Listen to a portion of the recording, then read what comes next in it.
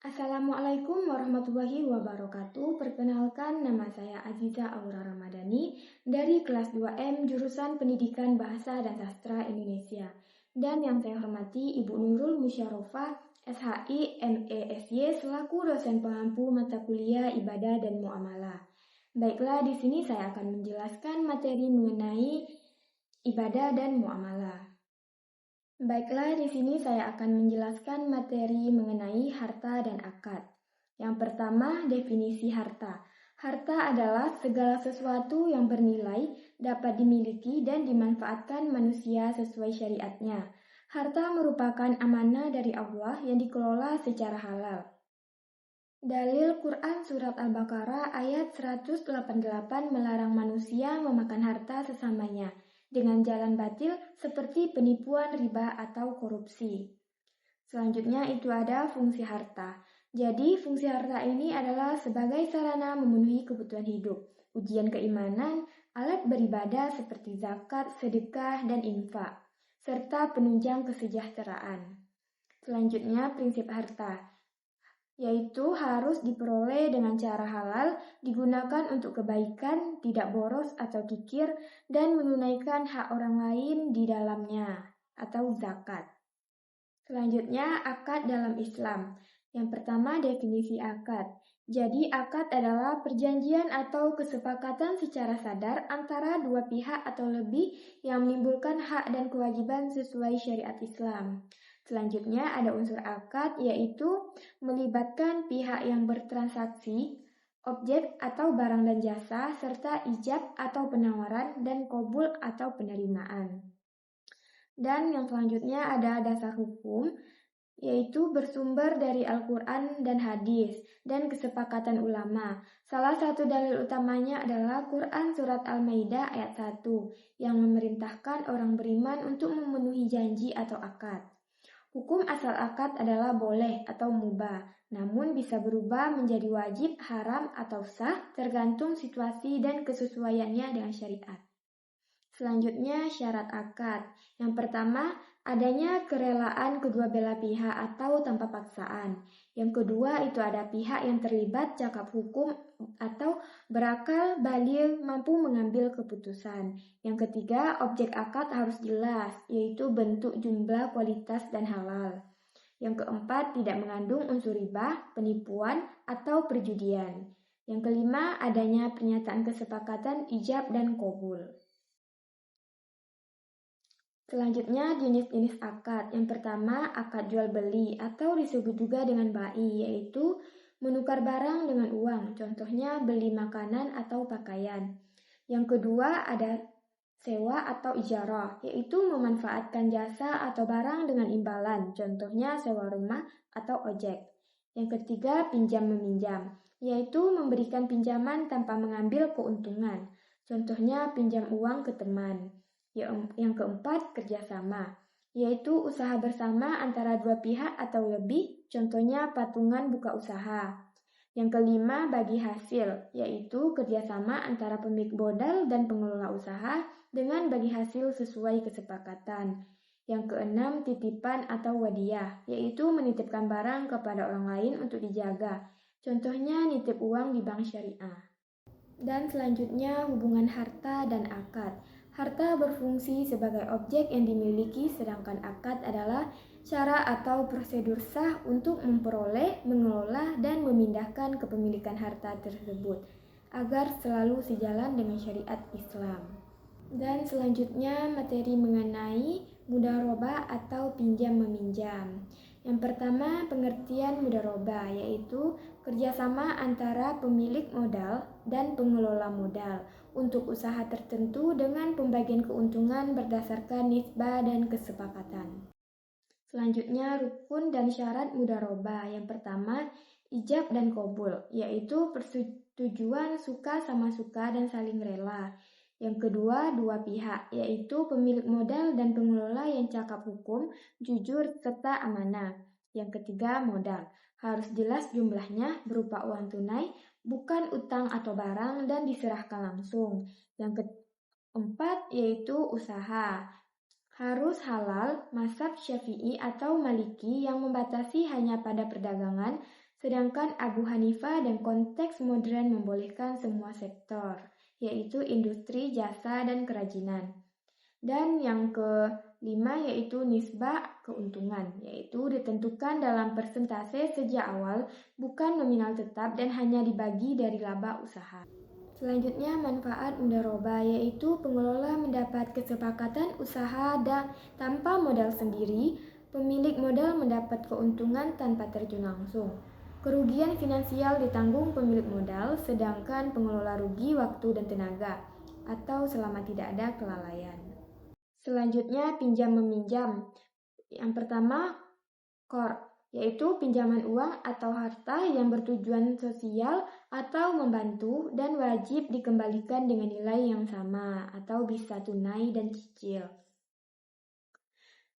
Yang kedua, dain, yaitu istilah umum untuk segala jenis utang atau tanggungan seperti kredit barang atau ganti rugi. Yang ketiga, aria, yaitu pinjam pakai barang secara gratis.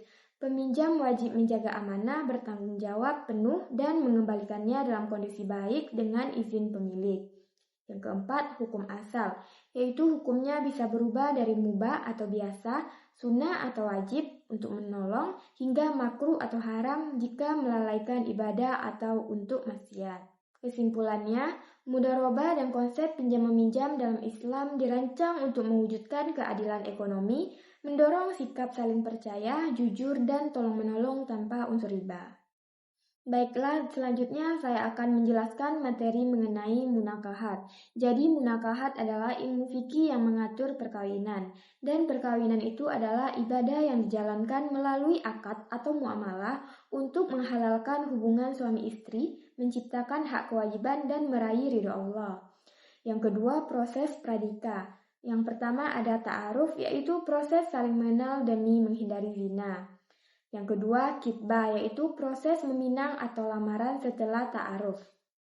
Dan yang selanjutnya adalah rukun dan syarat nikah. Yang pertama rukun, yaitu calon pengantin atau tidak terhalang syar'i atau wali perempuan, dua saksi laki-laki yang adil dan ijab kabul.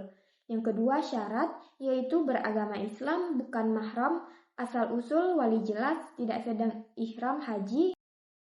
Selanjutnya itu ada mahar atau walimah. Jadi mahar adalah pemberian wajib dari suami kepada istri atau menyebutkannya saat akad, hukumnya sunnah. Dan yang kedua walimatul ursi, yaitu pesta pernikahan berupa hidangan makanan sebagai wujud rasa syukur. Selanjutnya kewajiban suami istri. Suami yaitu memberi mahar, nafkah, sandang, pangan, papan, dan menjaga, membimbing, dan mengasihi istri. Yang selanjutnya yaitu istri, yaitu menaati suami, menjaga kehormatan atau harta rumah tangga, dan mencari kerelaan suami. Hukum dan saksi zina. Zina yaitu termasuk hamil di luar nikah, hukumnya haram dan berdosa besar.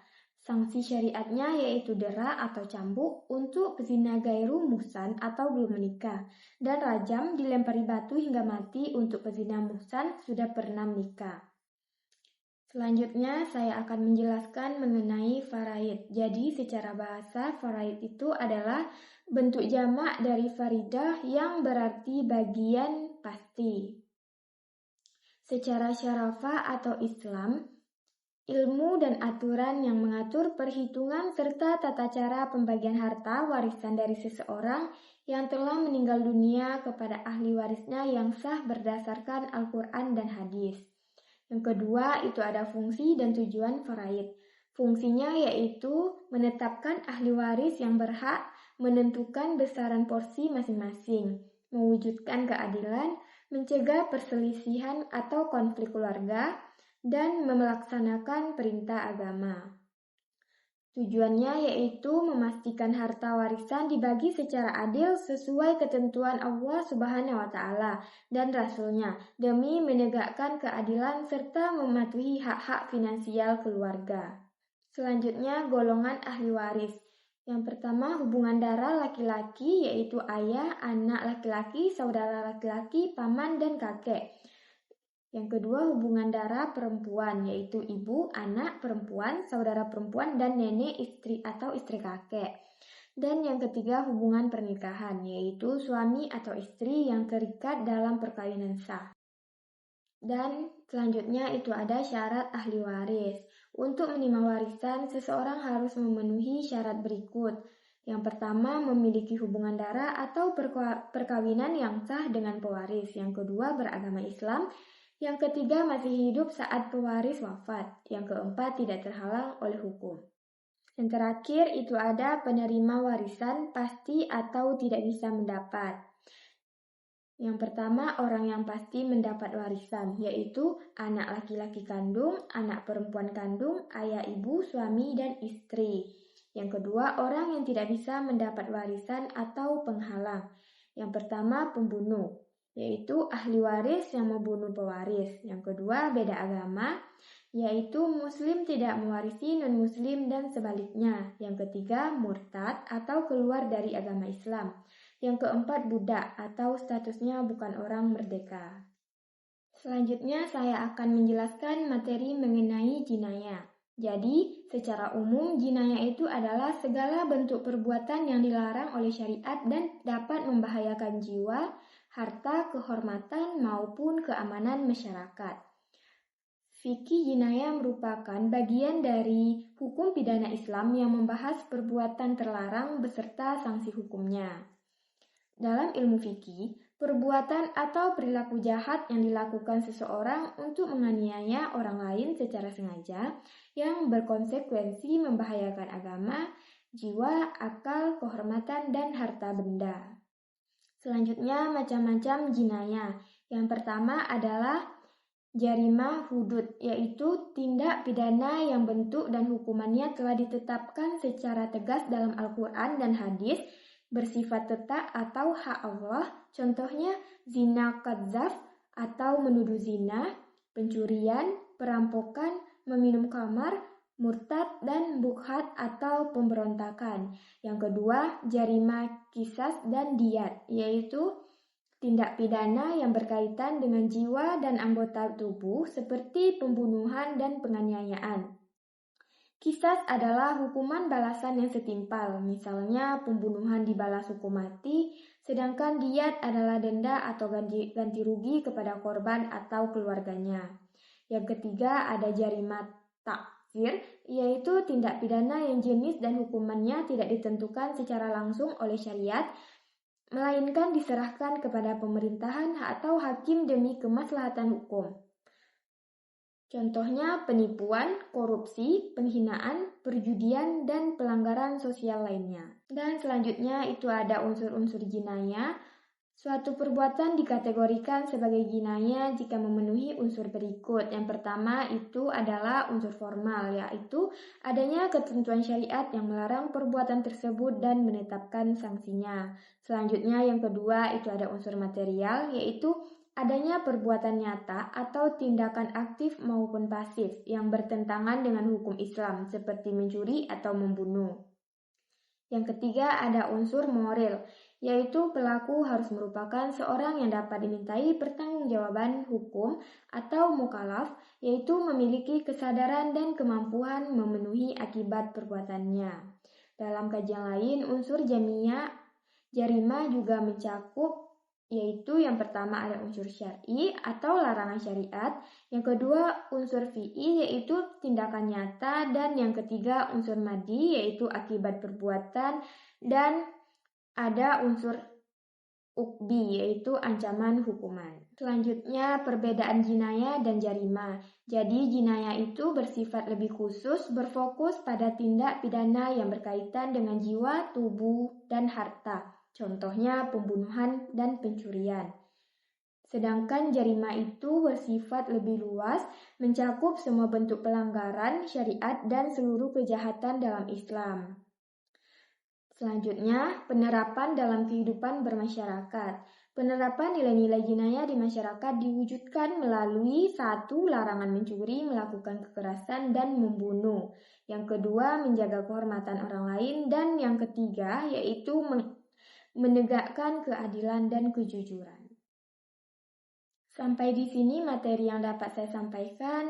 Mohon maaf apabila ada kesalahan dalam penyampaian materinya. Saya sudahi dengan wassalamualaikum warahmatullahi wabarakatuh.